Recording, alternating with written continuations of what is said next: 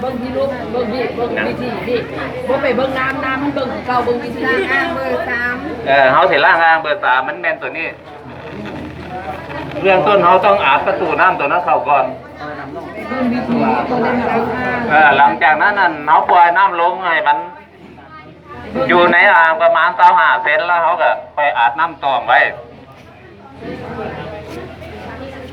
เดี๋ยวนี้เขาอาบแล้วยังรอท่าแต่ปั้นน้ำจะขึ้นมาบอกกันดูดขึ้นมาแล้วเขาสิทำการล่างต่อนี่อะไรกดปุ่มอะไร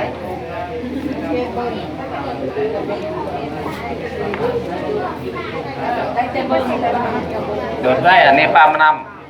ำปั้มน้ำดูดขึ้นมาล่างอ่างเราต้องใช้เวลาดูดขึ้นมาก่อนมัดสาตูมอยู่ถึงแข้งไหนก่อนเด็ดหลังจากน้ำขึ้นมาแล้วเราจะเปิดแอร์นี่หรือว่าลมก่อนละมาสตาร์ทปั๊มใหญ่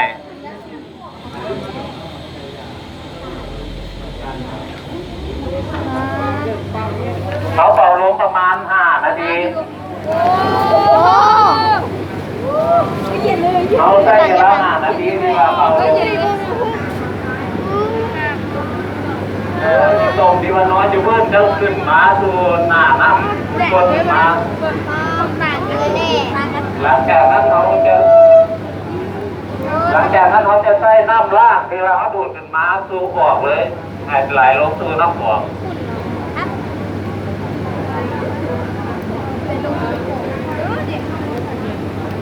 วิธีการ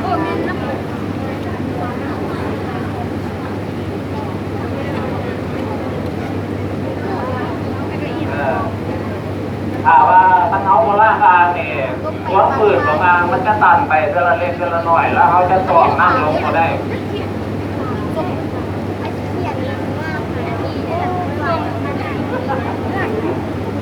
อันมุ้งเจ็บเกียร์คือมาโอ้บ้าว่ะเขาบ้าอะไรงับไปแล้วเขาขวดปุ่มจาดข้างหลังนี่ขวดกดปุ่มรถเฮ้ยเขียนอยู่ในห้องนั่นแหละไม่มีในยางหรอกอีเบ้แล้วว่า5 นาทีหลังจาก5 นาทีแล้วเขาจะเปิดน้ำตรงนี้ที่ว่าเขาดูดขึ้นมาเนี่ยตัวของจากการหลังจากเปิดน้ำแล้วมันจะน้ำจะซุกขึ้นมา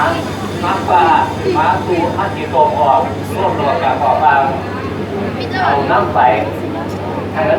มันจนกว่าจะใสแล้วเอาไปปิดใช้เวลาอยู่ประมาณ20 นาทีผู้หญิงพ่อจะแบบ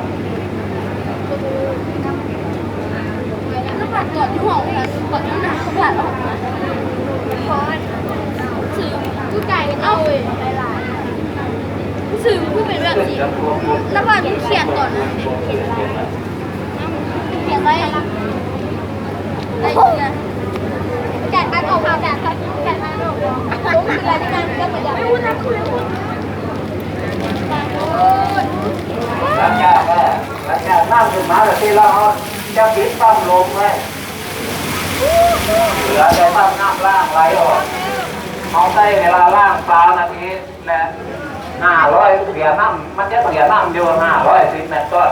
ต่ออ่าง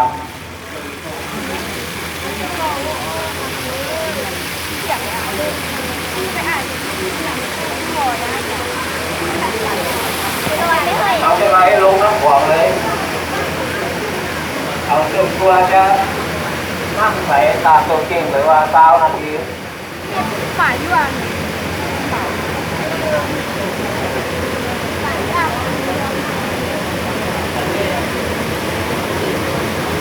จากนั้นแล้ว